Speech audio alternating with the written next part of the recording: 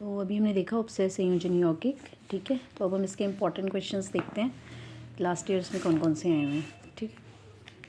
तो देखो पहला प्रश्न आ गया आपका 2016 से स्टार्ट करते हैं। पहला प्रश्न है आपका, लिगेंड क्या है? एक ऋणात्मक तथा एक उदासीन लिगेंड का सूत्र लिखिए। तो क्या होता है लिगेंड? अभी बताया मैंने आपको, जो केंद्रीय धातु से जुड़ा हुआ समूह होता है उसको हम लिगेंड कहते हैं। और ऋणात्मक लिगेंड साइनाइड हो सकता है CN-1, और उदासीन लिगेंड में आप वाटर या अमोनिया, ठीक है। तो ये आपका देखिए ये लिगेंड है, ये केंद्रीय धातु है, ये किससे घिरी हुई है? साइनाइड से घिरी हुई है ना, साइनाइड से घेर दिया था हमने। तो ये लिगेंड है। तो क्या कैसे डिफाइन करेंगे हम? केंद्रीय धातु से जुड़ा हुआ समूह, ठीक है, या परमाणु अकेला भी हो सकता है ये, इसको हम क्या कहते हैं? लिगेंड कहते हैं, जो केंद्रीय धातु के साथ में आबंध बनाता है। और एक न्यूट्रल लिगेंड बोला है इन्होंने, उदासीन लिगेंड। तो उदासीन मतलब जिस पे कोई चार्ज नहीं होता है। तो उदासीन लिगेंड कौन सा है? अभी बताया मैंने आपको, उदासीन लिगेंड दो होते हैं, H2O होता है उदासीन, और अमोनिया। H2O को क्या बोलते हैं हम? एक्वा। क्या बोलते हैं इसको हम? लिगेंड्स का जो नाम है ना, जब हम उनका नामकरण करना होता है तो बदल जाता है। पानी को हम बोलते हैं एक्वा। क्या बोलेंगे? एक्वा। और एमोनिया को हम क्या बोलते हैं? एमीन, ठीक है। और एक इन्होंने क्या बोला? ऋणात्मक बोला था, यस। तो ऋणात्मक आप लिख सकते हैं, ऋणात्मक में नाम बदल जाता है, थोड़ा सा नाम के पीछे हम लगा देते हैं O। ऋणात्मक लिगेंड कौन सा होता है? अभी बनाया हमने साइनाइड, CN नेगेटिव, तो उसको बोलते हैं साइनाइडो। O लग जाता है नाम के पीछे, क्या लगेगा? साइनाइडो, जब हम नाम लिखेंगे इसका, ठीक है। ऐसे ही आप लिख सकते हो C2O4 2 नेगेटिव, ये है ऑक्जेलेटो। इसको हम OX2 नेगेटिव से भी डिनोट करते हैं, कई बार OX से आता है, कई बार C2O4 2 नेगेटिव। इसका नाम क्या है? ऑक्जेलेटो, ठीक है। तो ये लिगेंड्स हैं जो कि ऋणात्मक लिगेंड्स हैं, ठीक है। साइनाइड हो गया, ऑक्जेलेटो हो गया। और न्यूट्रल कौन से हैं? उदासीन कौन से हैं? एक्वा और एमीन, पानी और अमोनिया, ये न्यूट्रल लिगेंड्स। 2 नंबर का प्रश्न है भी ये, देखो, ठीक है। पहले तो कम थी इसकी वेटेज, लेकिन अब धीरे धीरे बढ़ रहा है। 2016 में एक ही प्रश्न आ रखा है। अब चलते हैं हम 2017 में, देखें। देखो ये आ गया, एक दंतुर लिगेंड की परिभाषा व एक उदाहरण दीजिए। मैंने CC लिखा है, कोऑर्डिनेट कंपाउंड। एक दंतुर मतलब जो केंद्रीय धातु के साथ एक ही बॉन्ड बनाता है, उसको हम एक दंतुर लिगेंड कहते हैं, ठीक है। जैसे साइनाइड है, वो एक ही बॉन्ड बना रहा था ना एक बार में, तो एक दंतुर लिगेंड है। तो हम क्या बोलेंगे? वे लिगेंड जो केंद्रीय धातु के साथ केवल एक आबंध बनाते हैं, उनको हम एक दंतुर लिगेंड कहते हैं। इसकी एग्जाम्पल आपने फिर से क्या दे देनी है? साइनाइड। एक दंतुर मतलब वो एक दांत से पकड़ के रखता है सेंट्रल मेटल को। फिर उसके बाद आपका ये देखिए, ये वाला क्वेश्चन है, IUPAC नेमिंग आती है। ये आपका फर्स्ट कंपाउंड है, ठीक है। पहले तो एक क्वेश्चन तो ये ज्यामितीय समावयवता का कारण लिखिए। और आपने इस वाले कंपाउंड के, देखिए प्लैटिनम इसमें मेटल है, ठीक है, और क्लोरीन Cl2 और NH3 2 बार हैं, तो 4 हैं टोटल मिला के इसमें लिगेंड्स। 2 तो क्लोरीन के हैं, इसको क्लोराइडो बोलते हैं क्योंकि ये नेगेटिवली चार्ज है। तो क्लोराइडो और एमीन 2 हैं। तो इसका नाम भी पता होना चाहिए, और इसके हमको क्या बनाने हैं? समावयव। समावयव क्या होता है कि इसकी स्ट्रक्चर बना के दिखाना है आपको कि कैसे ये बनते हैं, ठीक है। तो जैसे इन्होंने हमारा लिया है प्लैटिनम है, तो 4 वालों का पहले तो चारों कोनों पे लगा देना इनको, 1 2 3 एंड 4, ठीक है। अब इसमें 2 क्लोरीन है, तो एक Cl और दूसरा भी Cl, और बाकी 2 क्या हैं आपकी? अमोनिया है, NH3 and NH3। So this is, ये इसकी क्या हो गई है? स्ट्रक्चर हो गया। ये एक आइसोमर बना है जिसमें हमने दोनों क्लोरीन को एक साइड कर दिया और दोनों अमोनियास को एक साइड कर दिया। इसको हम बोलते हैं समपक्ष या सिस। ये कौन सी जो है आइसोमर है, इसको हम सिस आइसोमर कहते हैं। सिस इसका नाम है क्योंकि एक सिस्टर्स की तरह आपस में एक ही साइड रहती है, ठीक है। और अगर मैं एक क्लोरीन को इस कोने में और एक क्लोरीन को इस कोने में कर दूँ तो ये बन जाता है ट्रांस, ठीक है। जैसे हमने प्लैटिनम लिया, अभी भी मैं चारों लगाऊंगी, लेकिन मैं इनकी पोजीशंस चेंज कर दूंगी। एक बार क्लोरीन यहाँ, एक बार क्लोरीन यहाँ, यहाँ NH3 एक इस कोने में और एक इस कोने में, तो ये विपक्ष कहलाता है, या इसको हम बोलते हैं ट्रांस, ठीक है। तो ये ट्रांस कॉन्फ़िगरेशन है इसका, ट्रांस रूप है इसका। तो ट्रांसफॉर्म्स हैं ये हमारे ट्रांस में क्या होता है, एक दूसरे के ऑपोजिट उल्टी तरफ दिखेंगे आपको, सेम ग्रुप्स, ठीक है।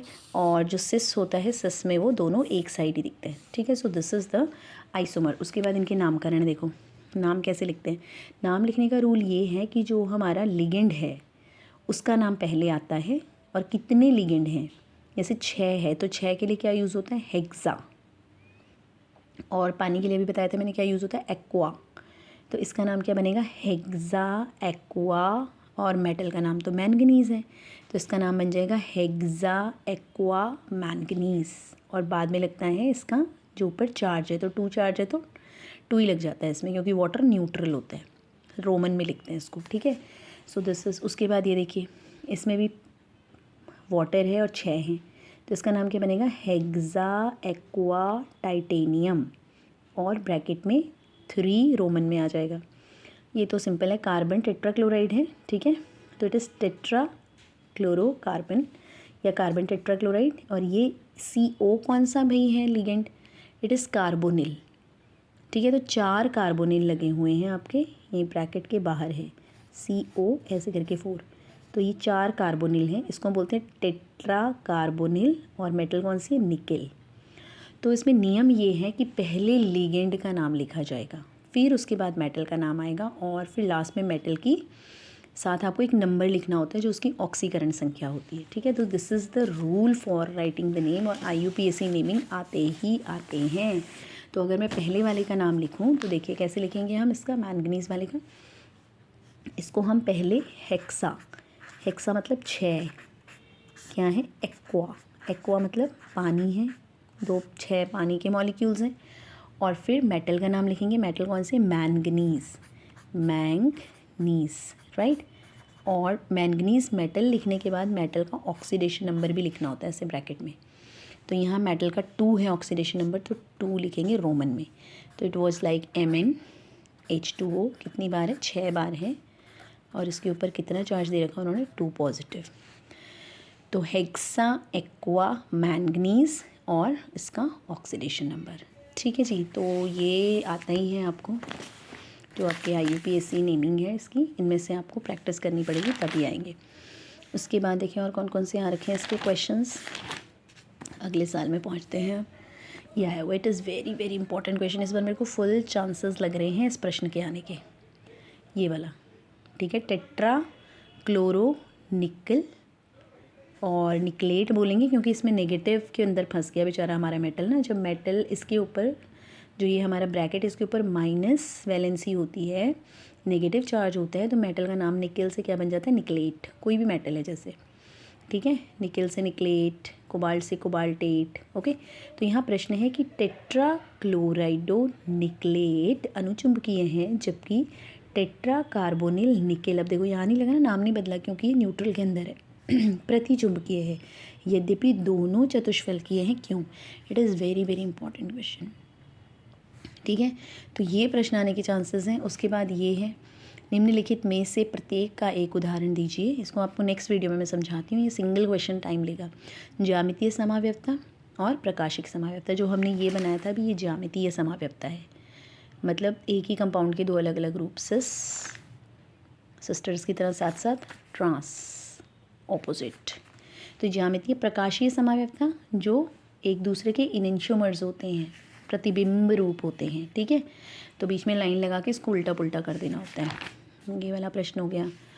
और देखिए फिर रेपिटेशन किसकी हुई है, इसमें 2-4 ही क्वेश्चन हैं जो बार बार आते हैं। उपसय संयोजन यौगिक तथा द्विक लवण में अंतर, ठीक है, ये भी मैंने आपको करवाया हुआ है। उसके बाद देखें, ये तो इस साल एक ही प्रश्न आया हुआ है, अगले साल आगे 2020 पे संयोजकता आबंधन सिद्धांत, अभी बताया था मैंने आपको कौन सी थ्योरी है, वैलेंस बॉन्ड थ्योरी। तो वैलेंस बॉन्ड थ्योरी से आपको प्रश्न आ जाता है, VBT वैलेंस बॉन्ड थ्योरी, इसके आपको पॉस्टुलेट्स पढ़ लेने हैं, ठीक है। इस साल भी एक ही प्रश्न आया है, ये पुराने हैं पेपर्स हैं, अब जो है इसका वेटेज बढ़ गया है, 2022 में आते हैं, देखते हैं। तो इसमें कौन सा है, ये यहाँ रखा है, ये देखो, ये बड़ा इसी प्रश्न है, एक ही नंबर का प्रश्न है। इसमें आपको पूछा है कि K4FeCN6, मैंने बोलता था बड़ा फेमस कंपाउंड है ये। तो इसमें यौगिक में केंद्रीय परमाणु की उपसह संयोजन संख्या बताइए। तो उपसह संयोजन संख्या क्या होती है, कितने लिगेंड से घिरा है, तो कितने लिगेंड से घिरा है, 6, ध्यान से पढ़ना है। प्रश्न ना एक ही जैसे हैं, 2 प्रश्न आते हैं पर ध्यान से पढ़ेंगे। उपसह संयोजन संख्या, तो कितनी उपसह संयोजन संख्या है इसकी? 6 आयरन की। ठीक है, 1 मार्क का क्वेश्चन ये हो गया। उसके बाद फिर से नेमिंग आ गया। देखो IUPAC नेमिंग लिखी है। तो इस केस में आपका अलग अलग लीगेंड्स हैं, नाइट्रो है, क्लोरिडो है, एमीन है। तो इसमें आपको अल्फ़ाबेटिकली जो पहले आता है उसको पहले लिखना होता है। तो एमीन सबसे पहले आएगा, तो इट इज़ डाईएमीन। ए के बाद C आता है, फिर क्लोरिडो, फिर नाइट्रो, फिर प्लाटिनम। ठीक है, अब इसमें देखो, इसमें आपका ये C2O4 2 नेगेटिव ये बताया था, 3 है ये, तो ट्राई ऑक्जेलेटो। ठीक है, क्रोमियम है। तो हम अब जब ऐसा केस होता है जिसमें पहले भी एक कुछ मेटल लगा रहता है, काउंटर आइन रहता है, तो हम काउंटर आइन से स्टार्ट करते हैं। क्या नाम होगा इसका? पोटेशियम। पहले इसका नाम लिख दिया, ब्रैकेट की बारी है तो ब्रैकेट में पहले लीगेंड का नाम आएगा। पोटेशियम ट्राई ऑक्जेलेटो क्रोमेट, क्योंकि जो ब्रैकेट बाद में होता है तो नेगेटिवली चार्ज होता है, और फिर क्रोमियम का ऑक्सीडेशन नंबर। तो it is important, potassium try oxalato chromate, right. तो IUPAC नेम भी आ जाता है इसका। इसके बाद आ गए हम 2023 में। 2023 में देखिए क्या रखेंगे, क्या रखा, देखो फिर से आ गया K4FeCN6। ठीक है, K4FeCN6 में Fe की ऑक्सीकरण संख्या, 2 चीज़ें अलग अलग हैं। अभी जो हमने पहले किया था वो था उपसह संयोजन संख्या, और ये है ऑक्सीकरण संख्या। तो उपसह संयोजन संख्या तो यहीं से पता लग जाती है, 6 है ना, कि 6 है। लेकिन अब यहाँ पूछा क्या है? ऑक्सीकरण संख्या पूछा है, तो इसमें आपको कैलकुलेट करना पड़ता है। बट इस वाले केस में ईजी है। आप 6 में से 4 को माइनस कर दीजिए, 6 - 4 कितना हो गया? 2। तो यहाँ जो आयरन है उसकी ऑक्सीकरण संख्या कितनी है? 2। ठीक है, तो इसमें से इसको माइनस कर देते हैं, इसमें तो ये कंडीशन से निकल आता है। फिर आगे देखो ये वाला, मैं तुम्हें बोला ना इस बार ये क्वेश्चन आने का चांसेस लग रहे हैं मुझे, कि यही NiCl4 2 नेगेटिव अनुचुंबकीय है, जबकि NiCO4 प्रतिचुंबकीय है। तो ये हमारे पास में क्यों है? यद्यपि दोनों ही चतुष्फलकीय हैं। तो प्रतिचुंबकीय होने का कारण क्या होता है कि इसमें अयुग्मित इलेक्ट्रॉन नहीं होते हैं। जिसके पास अयुग्मित इलेक्ट्रॉन नहीं होते हैं वो प्रतिचुंबकीय होता है, जिसके पास होते हैं वो अनुचुंबकीय होता है। लेकिन आपको थोड़ा सा एक्सप्लेन करना होता है। फिर से आगे देखो, ज्यामितीय समाव्यवता और प्रकाशिक समाव्यवता के एक एक उदाहरण दीजिए। ये फिर से सेम क्वेश्चन रिपीट हुआ है अगले साल। ठीक है, फिर आगे हम 2024 में। 2024 में देखें, ये आ गया फिर से देखो, K4FeCN6 में Fe की उपसह संयोजन संख्या बताइए। अब उपसह संयोजन संख्या है 6। ठीक है, और जब ऑक्सीकरण संख्या होती है तो ध्यान से करना, ऑक्सीजन पूछिए कि उपसह संयोजन पूछिए, ध्यान से प्रश्न को पढ़ के जवाब देंगे, ऐसे नहीं जल्दीबाजी में दे दिया। ये फिर से आगे देखो, प्रकाशीय समाव्यवता को समझाइए, और इसके लिए आपको प्रकाशिक समावयव बनाने हैं। उसके बाद FeH2O63 पॉजिटिव प्रबल अनुचुंबकीय है, क्योंकि इसमें ज़्यादा अयुग्मित इलेक्ट्रॉन्स होंगे, और ये दुर्बल है, इसमें कम होंगे। लेकिन आपको फुल एक्सप्लेन करना है इसको। 3 नंबर में जब आता है ना ये, तो बेटा पूरा ही लिखना होता है, इसको पूरा डायग्रामेटिकली शो करना होता है, तो सीखना पड़ेगा आपको PPT। फिर आ गया आपका 2025 में देखो ये आया हुआ है, MnCO5SCN MoCO5NCS। इसमें आपको बताना है कि किस प्रकार की समाव्यवता है। तो ये SCN है, और ये देखो NCS है, सेम ही है, ये S से जुड़ा है, ये N से जुड़ा है, इसको बोलते हैं बंधनी समाव्यवता।